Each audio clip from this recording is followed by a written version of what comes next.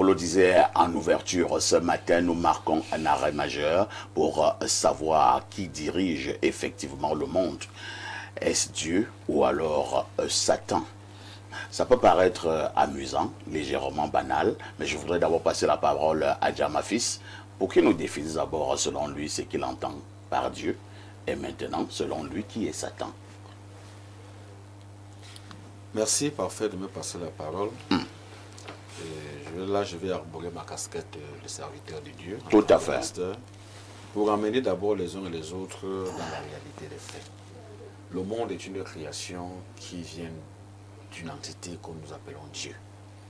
Et Dieu, étant dans le maître de la création tout entière, a pensé sa chose dans un ordre,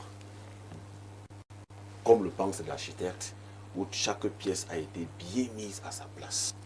Et ce Dieu-là s'est retrouvé avec son monde, et comme le dit la narration biblique, il y a eu quelqu'un qui a pensé qu'il pouvait se révolter.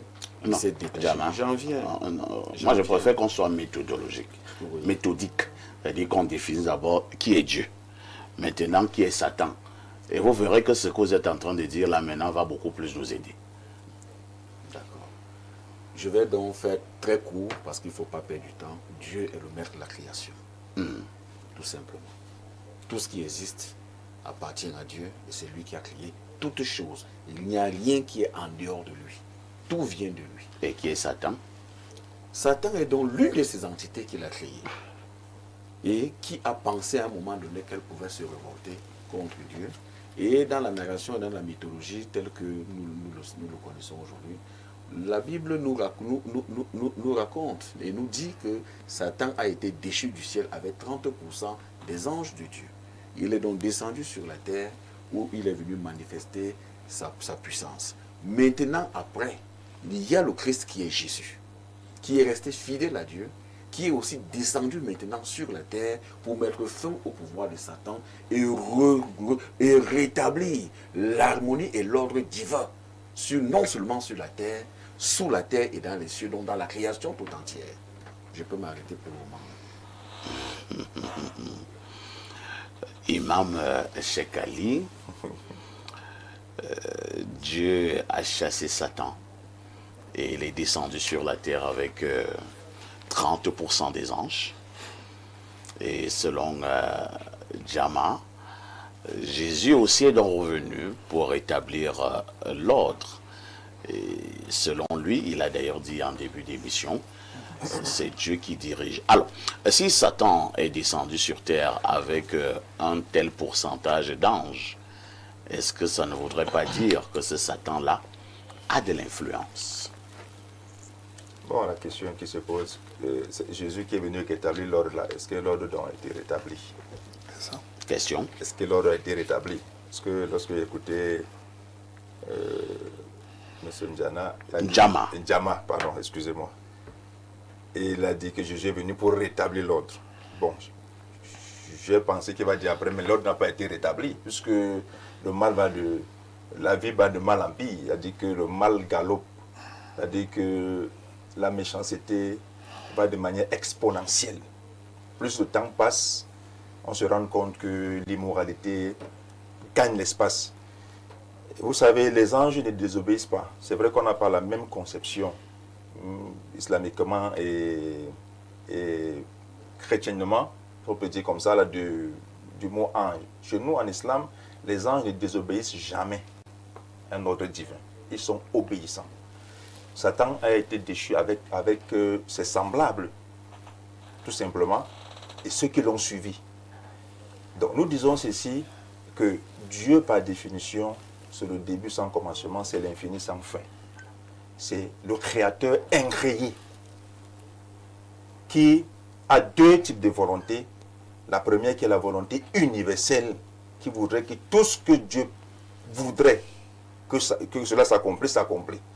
Et la volonté juridique qui voudrait que Dieu a donné l'homme la liberté, le libre arbitre de désobéir ou de ne pas obéir, ou d'obéir, de choisir ou de ne pas choisir. Donc, tous les prophètes que Dieu a envoyés sur la terre à l'occurrence Jésus-Christ, qui est considéré comme un grand prophète, un grand messager en islam, sont venus justement... Vous lui les considérez comme un prophète. Un prophète, comme un messager. Chez les chrétiens, lui les considérait comme Dieu, comme sauveur. Oui, sauf que bibliquement parlant, ce n'est pas le cas. Bibliquement parlant, comment? Bien sûr, dans le livre de Jean... Parle encore de la théologie musulmane, on va te comprendre. De ce que vous avez je réponds à Parfait ici, bon, je pense. Je ne sais pas s'il y a 3 modérateurs sur ce pas panel. Du tout, pas du tout. Je réponds à Parfait ici, parce que dans le livre de Jean chapitre 20, au verset 20, à partir du verset 17, Jésus dit à Marie, ne me retiens pas. Va dire à mes frères que je monte vers mon Père qui est votre Père, vers mon Dieu qui est votre Dieu. Jésus dit, je monte vers mon Dieu qui est votre Dieu. Donc tu as systématisé, tu as pris tous les versets qui traitent du même sujet dans la Bible. Je peux prendre, si vous voulez, oui. Dans le livre de Jean, toujours, Jean chapitre 17, verset 3, il dit, la vie éternelle consiste à ce qu'il te reconnaît, toi, le seul vrai Dieu. Et que dit le Coran? Et Jésus Le Coran ne dit pas qu'il faut reconnaître que Jésus... Et quand il dit à Thomas que... Il y a combien de modérateurs dans ce... Ah mais chèque, quand on regarde le ici, tu dis qu'il y a le modérateur. Puisque je suis étouffé et parfait, c'est ça que j'appelle parfait. Est-ce que le Coran ne te dit pas que Jésus viendra sauver toute l'humanité? Non. Et que c'est lui qu'il faut sauver? Non, il y a pas un verset coranique qui dit cela. Ça n'existe pas. Si vous avez le référent du Coran, donnez-moi s'il vous plaît. Imam Cheikh Ali, vous allez chuter. Qui dit ça. Le Coran reconnaît qu'il reviendra à la fin des temps. Et dans les hadiths, le prophète il a décrit ce qu'il viendra faire. Pas pour juger. Donc, permettez-moi d'évoluer comme pour dire que celui qui dirige le monde, en réalité, il y a 2 types de direction. Dieu qui est le suprême, qui a tout créé. C'est Dieu, c'est lui qui dirige le soleil, la lune, la terre, c'est lui qui fait pousser les plantes, ce n'est pas le diable. Et maintenant, dans cette volonté-là, Dieu a donné la liberté à l'homme de choisir ou de ne pas choisir, de croire ou de ne pas croire. C'est en cela donc que le diable, donc, comme l'a dit M. Ndjama, est descendu sur terre pour influencer cette volonté des hommes. C'est pour ça qu'on vous dit, quelles sont les lois qui sont appliquées dans le monde entier? Est-ce que ce sont des lois théologiques, divines, ou ce sont des lois qui sont humaines? Je prends le cas de la démocratie. Est-ce que la démocratie tire ses origines de Dieu? Non. Lorsqu'on sait que la démocratie est une religion, parce que beaucoup ne savent pas que la démocratie est une religion des francs-maçons.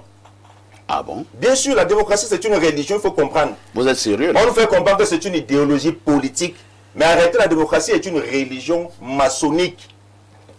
Puis ce sont des francs-maçons qui... Bien sûr. Attendez un peu. D'où est-ce que vous tirez vos conclusions aussi fracassantes? Monsieur Parfait ici.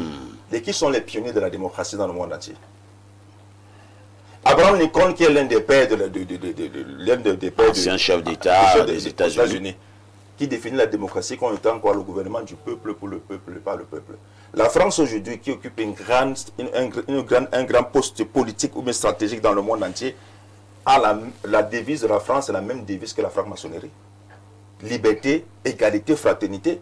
C'est la devise de la France et c'est la même devise de la franc-maçonnerie. Ce sont ces pays, permettez-moi. Mais là, c'est la France et c'est franc-maçonnerie là-bas. Et ça, quoi, ils vont avec la démocratie? La démocratie, parfois ici, quand on définit la démocratie comme étant le gouvernement du peuple, pour le peuple, par le peuple. Non, il n'y a pas une seule définition de la démocratie. Hein, puisque ailleurs, on vous dira également que la démocratie, c'est la dictature de la majorité sur la minorité. Le mot démocratie vient du grec démos, qui veut dire peuple. Il faut définir, parce que nous parlons français, et le français est une langue gréco-latine. Le mot démocratie vient du grec démos, qui veut dire peuple. Oui, on le sait, mais la démocratie est un système de gouvernance. Mais, monsieur Parfait, oui. Est-ce que Dieu qui nous a créés veut que c'est nous qui dirigeons les êtres humains, que c'est le peuple qui prend des décisions, que nous appliquons les lois du peuple? C'est pour ça que je dis que c'est une idéologie qui va à l'encontre des principes. Imam Cheikh Ali, vous voulez nous embrouiller. Qu'est-ce que vous voulez nous dire concrètement? Je veux dire ceci. Oui. Dieu voudrait que sa loi règne sur toute la surface de la terre et qu'il règne en maître incontesté et incontestable sur toutes ces créatures. Que ce soit sa loi qui soit appliquée. Parfait ici. Celui qui a fabriqué ce téléphone-ci, l'a fabriqué avec un mode d'emploi. Tout à fait. Vous pensez que Dieu nous a créé sans mode d'emploi? Dieu nous a créé pour que nous venons vivre avec nos propres lois. C'est pour ça que Dieu envoie des prophètes et des messagers pour nous donner le mode d'emploi de notre vie. Alors, répondez donc clairement à la question posée ce matin. Oui. Qui dirige le monde, Dieu ou Satan? Je vais répondre sur deux volets. Oui. Dieu dirige le monde, l'harmonie du monde, le fonctionnement du monde. Satan n'a de pouvoir que sur ceux qui le suivent. C'est pour ça que dans le Coran, dans la sourate 16, verset 98, verset 100, Dieu nous dit ceci: lorsque vous lisez le Coran, cherchez protection auprès de Dieu contre Satan le banni. Car celui-ci, donc Satan, il n'a aucun pouvoir sur ceux qui croient et ceux qui placent leur confiance en leur Seigneur. Il n'a de pouvoir que sur ceux qui s'allient à lui. Donc, en d'autres termes, Satan n'a de pouvoir que sur ceux qui le suivent. Mais sur ceux qui ne le suivent pas, il n'a aucun pouvoir. Merci. Donc, le pouvoir de Satan est très limité. C'est limité sur des personnes qui vont le suivre, qui vont entrer dans les sectes, la magie et autres. Mais sur les croyants, Satan n'a aucun pouvoir. Merci, Imam Cheikh Ali. Je vous le dis, je discute avec des personnes, certains initiés, d'autres personnes, ce que vous appelez vulgairement les loges, beaucoup qui soutiennent mordicus que c'est Satan qui dirige le monde. Je vous passe la parole. Bon, on a un problème sur le panel depuis. Oui. On ne nous donne même pas l'origine du mot Satan. On ne nous donne pas l'origine du mot Dieu. On surfe seulement sur des concepts dont on ne maîtrise pas les profondeurs. Le mot Dieu d'abord, comme on prononce en français, vient du latin Deus. Le même Deus vient du grec Zeus et du sanskrit qui est la langue indo-européenne, l'une des langues indo-européennes les plus anciennes, Diaou. Donc quand on voit Zeus, c'est le dieu des éclairs, du tonnerre, de la guerre. Quand on voit Diaou, les éclairs font jaillir la lumière. Diaou en sanskrit veut dire lumière. Voilà. Donc, le nom qu'on prononce Dieu pour dire que c'est le créateur du ciel et de la terre, en réalité on parle de la lumière. Il faut que les gens comprennent ça. Dieu n'est pas le créateur du ciel et de la terre. Dieu, c'est la lumière. Alors, et c'est la raison pour laquelle... là, vous voulez encore nous embrouiller. Oui, et c'est la raison pour Dieu n'est pas le créateur du ciel. Il n'est pas le créateur. Qui est le créateur du ciel? Maintenant, non, laissez-moi développer. Maintenant, Un ordre cosmique. il y a un ordre cosmique qui déborde la lumière. C'est d'ailleurs la raison pour laquelle les chrétiens sont les adorateurs de la lumière. Ils disent que la lumière est venue dans le monde, la lumière fait ça, la lumière brille, ça éblouit, tel, ça éblouit, je ne sais pas. Ils aiment tel, ils adorent tellement la lumière. Tu vois? Parce que c'est les gars qui ont créé cette affaire-là, c'est les gars qui vivaient dans les cavernes, donc dans les grottes. Voilà. Et donc comme ils n'avaient pas accès au soleil, le jour où ils ont découvert que le soleil existe, ils sont devenus éblouis par le soleil. Et ils ont dit que voilà Dieu là-bas. Maintenant Satan, le mot Satan vient de quoi? Le mot Satan vient d'une divinité du panthéon égyptien, nommée Seth. Et c'est ce Seth qui a, suivant des déclinaisons historiques, est devenu Seth, Soute, Satan. Et donc c'est devenu plus tard Satan. Et qui est Seth? Seth est la divinité qui est aux antipodes de la Maat, c'est-à-dire de l'ordre, de l'équité et de la justice. C'est la divinité qui incarne les basses fréquences vibratoires, le chaos de la conscience, la confusion, d'où les pratiques d'homosexualité et de prostitution, la cupidité, l'individualisme, l'immaturité. Voilà les caractéristiques de Seth. Donc en réalité, comment cela s'exprime dans la cosmogonie négro-africaine? À la base, on a une divinité ineffable, invisible, insondable, que personne ne peut représenter, nommée Imana. Et c'est de ce mot Imana que vient immanent. Ce qui est immanent n'est pas visible, n'est pas perceptible. Et de ce jaillissement, il y a donc un jaillissement primordial, qui est une différenciation primordiale. Il y a donc une force qui monte et qui établit l'ordre. Cette force qui monte et qui établit l'ordre est nommée Ra ou Horus. La force qui descend, c'est-à-dire la force des énergies telluriques et chaotiques, s'appelle soit Apophis, soit Seth. Donc on a donc le monde ordonné vers le haut, c'est-à-dire la libération de l'emprise de la matière, la libération de l'égoïsme, de l'égocentrisme, du matérialisme, la vision directe, la connaissance et la vérité. En bas, on a le monde de l'opacité, de l'ignorance, de la confusion, de la prédation, de la cupidité, des désirs incontrôlés. Et donc, nous avons dans les deux mondes qui sont séparés. Sublunaire.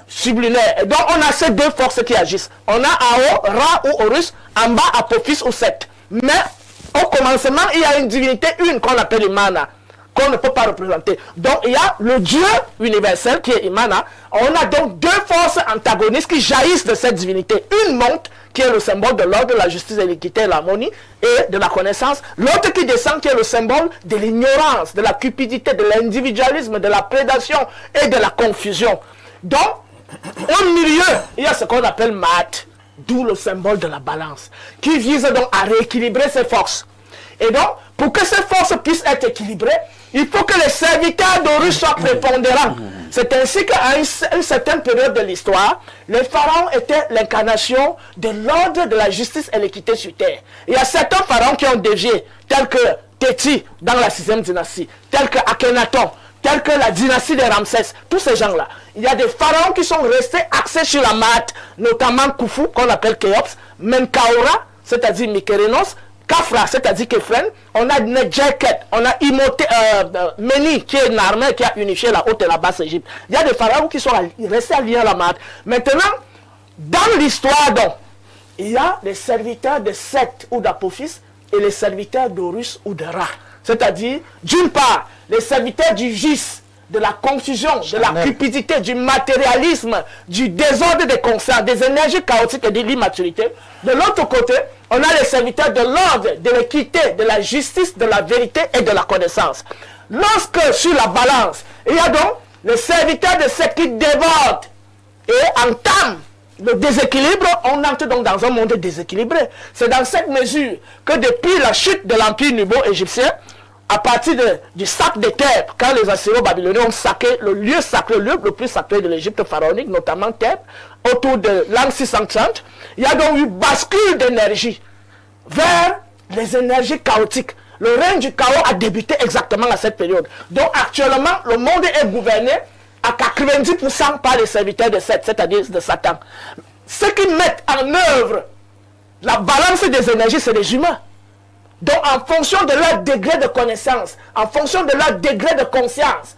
Et c'est la raison pour laquelle les serviteurs de Seth font tout pour s'accaparer les lieux stratégiques tels que l'éducation, la politique, l'économie. Et c'est en cela qu'ils font basculer les énergies vers le sens du chaos cosmique, du chaos terrestre. Donc, tout ce qui gère actuellement les programmes éducatifs, tout ce qui gère les programmes alimentaires, tout ce qui gère les programmes, les projets politiques, les grands projets géopolitiques, tout ce qui gère les problèmes de la médecine, les églises là. Les religions, j'ai dit même les religions d'origine abrahamique, parce qu'il ne faut pas qu'elles cachent les mots. Donc, tout ce qui gère ces affaires sont au service de Seth, c'est-à-dire de Satan. Et en cela, on peut comprendre... En cela, on peut donc comprendre pourquoi le monde à 90% est gouverné par les Sethiens et il n'y a que quelques-uns qui ont gardé une teinture de lumière, notamment le dirigeant de la Corée du Nord qui protège son peuple contre la dépravation des masses, contre l'agressivité des satanistes, le dirigeant de la Chine qui est matérialiste de manière exacerbée, mais quand même qui contient son peuple face aux influences perverse extérieure. On a un Vladimir Poutine qui fait la promotion des valeurs traditionnelles, notamment la famille, le père, la mère et les enfants, qui est contre les LGBT, d'ailleurs qui a voté une loi en 2015 contre cette affaire pendant les Jeux Olympiques à Sochi. Ah, le Sénégal, ici, tu vas loin. On a notre petit frère Ibrahim Traoré qui fait un travail remarquable ici au Burkina Faso. J'ai beaucoup d'admiration pour lui et j'aurais besoin d'une jeunesse camerounaise qui aborde la politique dans ce sens. C'est compris. Hein. Merci. J'avoue que j'ai suivi Tot là tout à l'heure. Ça m'a rappelé les cours de philosophie en classe terminale. Parce que ma tête a commencé à beaucoup réfléchir. Hein. À un moment donné, j'avais l'impression que je ne comprenais plus. Hein. Je vais appeler Alain Doko Soko. Alain Doko. Après avoir suivi tout cet exposé de Tot, finalement, on ne comprend plus rien. Moi, je pensais que Dieu, c'est le créateur du ciel et de la terre, c'est lui le créateur de l'univers. Et qu'en face, Satan, c'est celui qui est méchant. Mais on a suivi Tot. À certains moments, on est légèrement embrouillé. J'espère que j'aurai autant de temps de parole que Tu es toujours en train de pleurer. Non, c'est sérieux, parce que il Commence à a parlé près de de... Déjà, ce n'est pas parce que quelqu'un a tenu un discours et qu'il a l'impression d'être le discours en question cohérent que forcément il l'est. Voilà, déjà d'emblée, j'entends sur la sortie, on cite comme exemple d'éminentes personnalités de la cabale maçonnique et on les cite comme exemple. On dit que c'est de là que viendra la lumière, etc. Nous, on a des preuves de ce qu'on dit sur les personnalités en question. Et j'entends ça, on les cite comme exemple. Pourtant, on donne l'impression de vouloir combattre l'ordre en question. Sur la question de Dieu, philologiquement, nous ne sommes pas responsables des langues. J'utilise le français. Quel est le substantif nominal qu'on utilise pour parler de l'être suprême? Je l'utilise parce que je parle en français. C'est une langue d'origine latine, comme le plus clair des langues d'Europe occidentale. Vous ne pouvez pas imputer cela à la chrétienté. Si vous voulez imputer quelque chose à la chrétienté, vous revenez aux fondamentaux bibliques. Vous prenez au moins cette Bible qu'on vous conspuez et vous trouvez dedans comment Dieu, vous voyez que j'utilise le même mot, parce que j'utilise le français, comment l'être suprême est identifié ou comment il a bien voulu se faire appeler. J'ai toujours cité le passage ici en question de la vocation de Moïse et où le souverain donc est dans le passage en question pour la vocation de Moïse, lui dit lui-même comment il s'appelle. J'ai donné l'expression en araméen ici pour dire comment il s'appelle. Hesher, Aye, c'est Heye, Asher, Eye. D'accord? Heye, Asher, Eye. La racine Heye vient de Haya, qui veut dire être. Et puis la particule Asher, qui veut dire parce que, c'est un relatif pour dire parce que, pour que, qui. Donc, je suis parce que je suis. Donc, lui-même s'identifie comme ça. Si vous voulez être fidèle, vous allez donc dire que celui qui est, où je suis, est l'être suprême, souverain. N'allez pas imputer à la chrétienté au-delà de ce qu'elle ne dit pas ou des choses dont elle n'est pas responsable. Maintenant, sur la question de 7, vous savez, vous dessinez 6 par terre, selon la position, on a un 9 ou on a un 6, ça dépend. Sur la question de 7, oui, les déclinaisons dont Tot a fait montre tout à l'heure, venant de l'Égypte, démontrent qu'en réalité, on a obtenu Satan à partir de 7. Il y a une vérité de fond. Je suis allé lire à ce sujet le professeur Alexander Hislop. Il a fait un travail remarquable à ce sujet. Je vous cite l'ouvrage ici. C'est les 2 Babylones. Personne ne peut nier l'érudition de cet ouvrage. Il rentre vous fournir des preuves historiques, documentaires, les écritures cunéiformes. Je dis, je ne pouvais pas réaliser qu'on pouvait aller aussi loin dans un travail historique pour apporter les preuves de ce qu'on dit. Alors, justement, c'est le patriarche 7 biblique. Et qui, en l'époque, avait tué Nimrod, qu'on connaît sous le nom de Ninus, qu'on connaît sous le nom d'Osiris. Je t'ai pas interrompu tout à l'heure, tu me laisses parler. C'était par politesse. Dans la confusion. Voilà, moi j'ai au moins souffert de t'écouter, maintenant tu n'arrives même pas à m'écouter. Alors, c'est Osiris de même, c'est Nimrod, on le connaît sous le nom d'Osiris en Égypte. Et justement, le patriarche 7 l'avait tué, en raison de l'apostasie de cette époque parmi les post-déluviens qu'il avait créé, amenant toute l'humanité de l'époque dans une subversion à Dieu. Il a créé un système politico-religieux qui était centré sur lui et sa mère connue sous le nom d'Isis en Égypte. D'accord? Si on est d'accord là-dessus, il dit que quand Osiris a donc été tué, et non, et dans votre mythologie, je ne suis pas d'accord. J'ai eu la politesse de t'écouter. Tu souffres de m'écouter. Tu souffres de m'écouter. Pendant 10 minutes, je t'ai écouté, tu n'arrives pas à m'écouter. Dans la mythologie égyptienne, il est reconnu, et Hislop revient là-dessus, que Osiris a été tué, on l'a dépecé et on sait que c'est parti. La mythologie le dit, l'atteste. Et Hislop, je suis en train de démontrer que je récuse des arguments. C'est quoi votre problème? Vous n'avez pas. Non. Il a parlé. Parfait. Il est déjà le modérateur. Il te rappelait tout à l'heure. C'est très hypocrite. Non, tu nous dis non. Non, monsieur. C'est pas toi de dire si je suis dans le thème ou pas. C'est pas toi de dire si je suis dans le thème. N'entre pas dans ça, continue. Nous, on a pas. Alain va continuer et chutera. Voilà. Non, mais parfait. Non, c'est parce que tu es en train de la continuer. Vas-y. Bon, laisse alors. Bien, je vais y aller. Je vois la petite ruse que vous êtes en train de porter là. Osiris, justement, a été dépecé et ses parties ont été envoyées à environ 12, je ne sais pas moi combien. Voilà, à un certain nombre de localités de l'époque, etc. Leur mythologie en rend témoignage. Justement, cet don ayant fait ça à Osiris, qui était adulé à cette époque, a été considéré, d'après le professeur Hislop, comme étant donc l'adversaire, comme étant donc le destructeur. Et n'oubliez pas, en araméen, Satan n'est pas un nom en tant que tel. C'est un substantif adjectival pour dire l'adversaire, monsieur. Et ça, et dès que j'ai lu ça sur Hislop, j'ai fait la réconciliation. Claire et nette. Donc, qui dirige le monde? D'abord, merci de revenir sur le thème. Hein. Qui dirige le monde? Si on pense qu'il y a un être souverain qui préside à la trajectoire et aux réalités de ce monde, personne n'est au-dessus de lui. Mais bibliquement, on concède et on constate, si on s'en tient aux données bibliques parfaites, qu'il y a quand même un être qui est en rébellion contre son créateur et qui donc du coup mène une campagne de déstabilisation de l'ordre cosmique.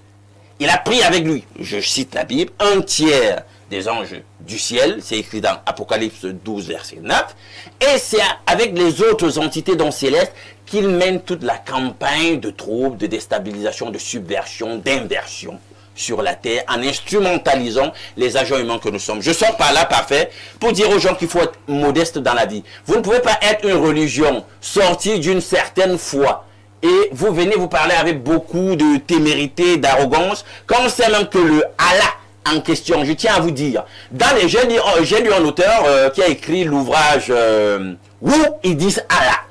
Et il démontre que dans les langues arabiques, on ne connaît pas le nom Allah en tant que le nom de l'être suprême, le créateur de toutes choses. On connaît Hilla. Alors il pose et il démontre dans son ouvrage que Allah c'est un imposteur et ce n'est nul autre que le nom de Satan lui-même. Non, j'ai lu l'ouvrage, toi cherche à le lire. Bien, je sors par là. Allah a été obtenu. Pourquoi je donne tes gars à ce monsieur? Allah a été obtenu comment? Par une monothéisation de trois divinités post-islamiques dans la péninsule arabique. Voilà les divinités en question. On a Allah, déesse de la pierre au Taïf. On a Al-Uzza, je ne sais pas si je prononce bien, déesse de la puissance. Et on a Manat, déesse du large. Non, je n'ai pas appris. Je n'ai pas appris l'arabe. Tu ne connais pas. Non, la vérité est là.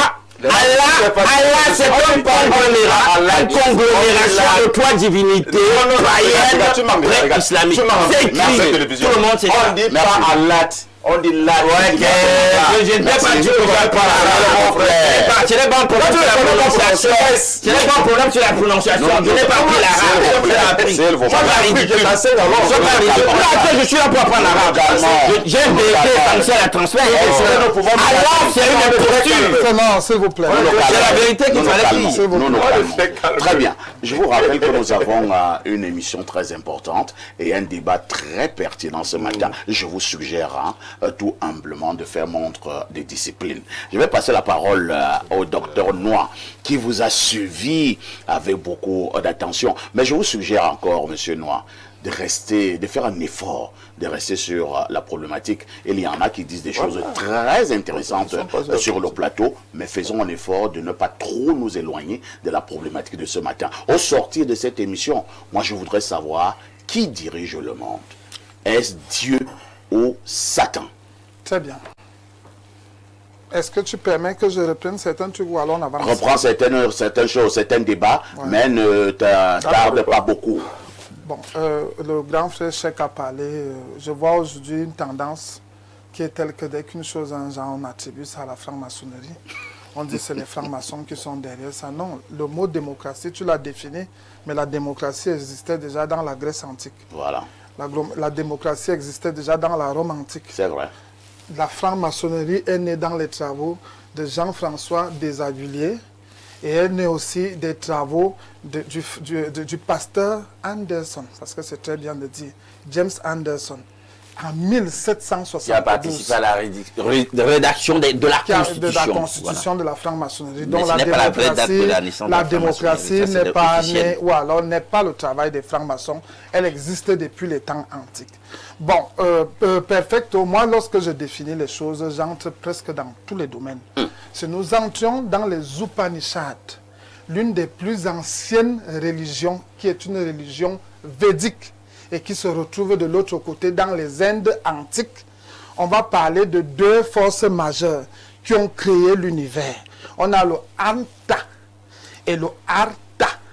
Anta qui veut dire l'ordre, qui veut dire justice, qui veut dire l'équité. Artha qui veut dire désordre, qui veut dire chaos, qui veut dire chute. Et quand nous parlons de divinité et que nous parlons des choses invisibles, parce que c'est un domaine invisible, que ce soit Dieu, que ce soit le diable. Tout à fait. Aujourd'hui, la science arrive déjà à matérialiser ces choses. L'univers est né par deux polarités, par deux forces, parce que nous avons ce que nous appelons le moins E électron. Je peux monter. Nous avons le moins E électron. Nous avons le plus P. Et en physique quantique, on dit que ceci, que 2P, c'est-à-dire 2 protons, ne peuvent pas amener à la création de l'univers, ne peuvent pas amener à la matérialité des choses. Il faut une tension moins et une tension plus. Est-ce qu'on peut avoir un zoom voilà, il faut une tension moins, parce qu'il faut déjà qu'on élève le niveau ici. Il faut une tension moins et il faut une tension plus. 2 protons ne peuvent pas donner la vie. Il faut le moins E et le plus P, comme vous voyez là à peu près. Et c'est des travaux que je n'ai pas pris de moi-même. Ce sont des travaux du CERN, du centre nucléaire, centre de recherche nucléaire européen, qu'on appelle le grand collisionneur d'Hadron. On élève déjà le niveau. Parce que tu avais demandé un jour, est-ce que frère, nous avec franc-maçon, nous avons là le grand collisionneur. Ce matin qu'on a non, on travaille. Je ne comprends même pas lui-même qu'il est dans une religion appelée le scientisme. Non, il n'y a pas de problème. Il n'y a pas de problème. Mais moi, je parle avec les preuves. Qu'est-ce que tu appelles? Non, j'ai des preuves et j'ai des sondes satellitaires. Vous pouvez faire des recherches. Les satellites d'abord, les... Tu as parlé, moi, je ne t'ai pas dérangé. Voilà, très bien, mon frère. Nous avons là ce que nous appelons le grand collisionneur d'Hadron, qui est situé en Suisse, au CERN, au centre de recherche nucléaire, qui a fait des travaux, vous pouvez voir, et qui a fait des travaux sur l'origine de la matière. Parce que l'origine de la matière, c'est ce qu'on appelle les quartz, c'est-à-dire des éléments subathlètes qu'on ne peut pas voir. Et parmi les quartz, nous avons ce qu'on appelle les quartz ups et les quartz down, c'est-à-dire le plus et le moins. Alors, lorsque nous parlons donc de la création donc de l'univers, la création de l'univers vient par deux forces, si vous voulez le terme antagoniste, parce que l'univers était dans un océan primordial, fait de fréquences, fait d'ondes, fait d'ondulations, fait de lumière, fait de force, fait de magnétisme et d'électromagnétisme. Et ce sont donc ces deux forces qui ont donc amené ce qu'on appelle en physique quantique le boson, c'est-à-dire la force invisible agissant de manière positive, et maintenant ce qu'on appelle la matière, qu'on appelle le fermion, c'est-à-dire ce qui est matériel. Ça veut donc dire que quoi? Par exemple, la constitution de l'homme. Nous avons le corps qui est égal au fermion et nous avons l'esprit qui est égal au boson. Comment donc on calcule dans le boson? On calcule dans le boson avec x fois y est égal à xy. 3 fois 5 est égal à 15. C'est ça qu'on appelle l'exclusion de Pauli. Ou plus loin, est-ce que parfait avec moi? Oui. C'est ce qu'on appelle l'exclusion de Pauli. Et plus loin maintenant, nous avons donc ce qu'on appelle les mathématiques de Grassmann qui ont été démontées dans l'univers. Qu'est-ce que c'est que les mathématiques de Grassmann? Les mathématiques de Grassmann nous disent que la matière dans la forme invisible, elle est subie et influencée par l'addition. La matière dans la forme matérielle, palpable, touchable, est faite par la soustraction. Dans les mathématiques donc de Grassmann, moins fois x fois y ne donne plus xy, mais donne moins xy, ce qui veut dire ceci. 3 fois 5 est égal à 15, mais moins 5 fois 3 ne peut pas donner 15, ça ramène 0. C'est ce qu'on appelle les mathématiques de Grassmann. Donc c'est pour donc dire que lorsqu'on parlait donc de l'origine de l'univers, c'est deux tensions qui ont été dans la création et la matérialisation de cet univers. Revenons donc dans le principe Dieu. Le principe Dieu a été utilisé par plusieurs cosmogonies, par plusieurs cosmologies, par plusieurs tribus paléontologiques et ainsi de suite, qui ont donc eu à appeler ça sous plusieurs formes. On a par exemple Shiva, Nataraja en Inde, on a par exemple Nada Brahma dans les Upanishads, et on a les Allah et ainsi de suite. Tout ça en réalité parfait, c'est parce que les gens ne comprennent pas la mécanique quantique. Maintenant, pour chuter, le monde est dirigé donc par la soustraction, ce qu'on appelle le moins. Et en alchimie, on appelle ça 7, c'est-à-dire, parce qu'on représentait 7 assis sur un âne rouge. 7 donc assis sur un âne rouge en alchimie représente la chair, représente donc le corps. Et quand on va regarder dans un diagramme, si nous faisons le diagramme du comportement des humains, on va remarquer que la plupart des humains agissent par les éléments corporels. Et quand on fait une étude psychanalyste sur ce que Freud a fait sur l'être humain, parlant de l'inconscient, conscient et subconscient, dans l'inconscient, c'est...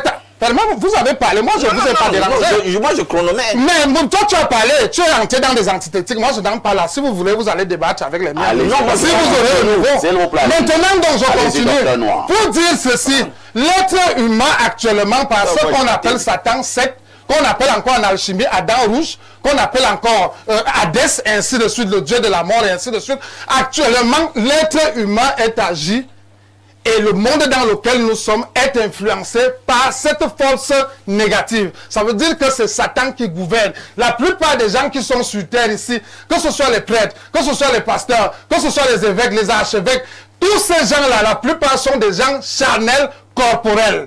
Donc, tout ça, même les marabouts, les mystiques, tous ces gens-là, ce sont des gens corporels. Sur une statistique de 100 personnes, il y a 98 personnes qui agissent sur le plan corporel. Alors, c'est pour donc dire que c'est Satan qui est c'est lui qui règne dans cet univers.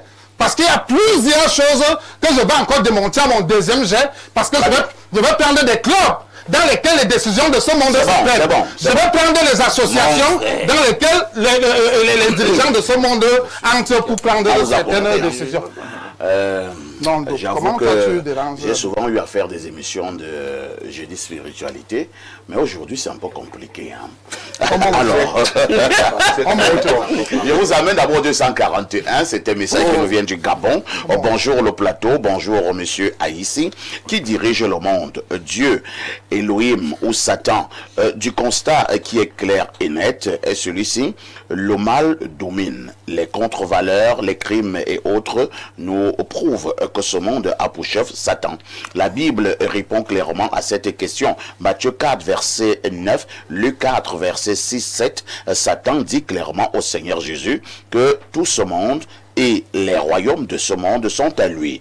1 Jean 5, verset 19, nous dit ceci, que le monde entier est sous le pouvoir du malin, le diable. La Bible répond clairement à cette interrogation. Évangéliste Ebinda, Ghislain depuis Libreville. Un autre message ce jeudi. Bonjour à vous sur le plateau, très bon thème ce matin. Waouh, c'est trop fort. Les explications de vos invités.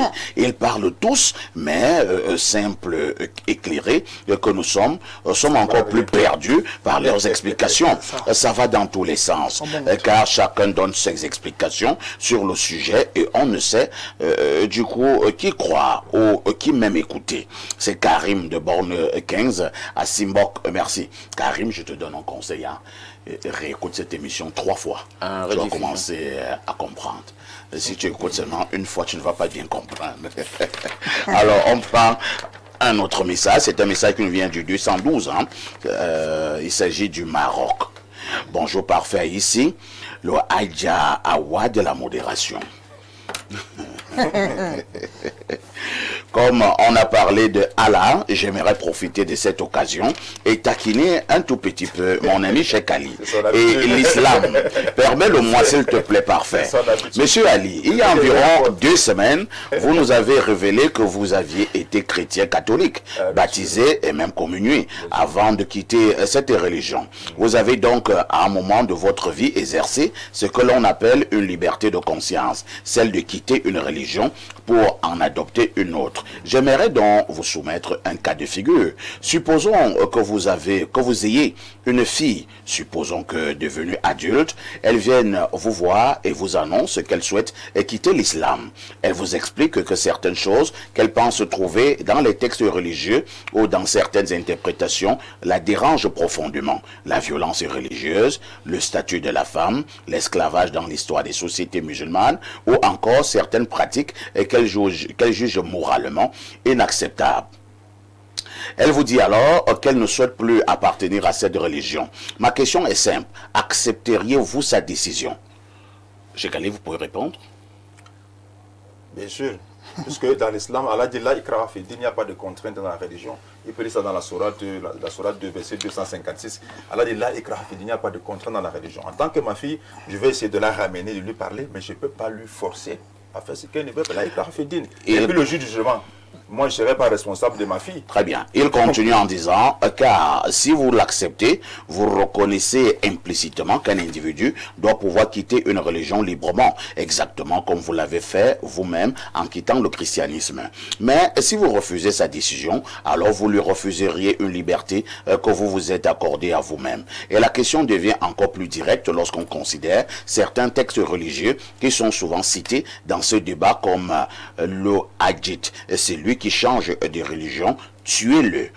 Dans ce cas, seriez-vous prêt à appliquer ce principe, c'est-à-dire ordonner sa mise à mort? Bien entendu, ça peut être votre fille comme votre fils. Cher Imam, à vous la parole. Cordialement, à demain 10h. Je lui donne un verset coranique, Sourate 2, verset 250. C'est là, il n'y a pas de contrainte en matière de religion. Mais il y a un hadith qui dit le contraire. Mais il y a un hadith qui dit que celui qui change de religion le tue. Non, il y a un problème de contexte, justement. Le Coran est clair. Là, il y a le contexte. Il vous donne un verset coranique, vous n'êtes pas parler de hadith. Il y a un contexte dans toute chose.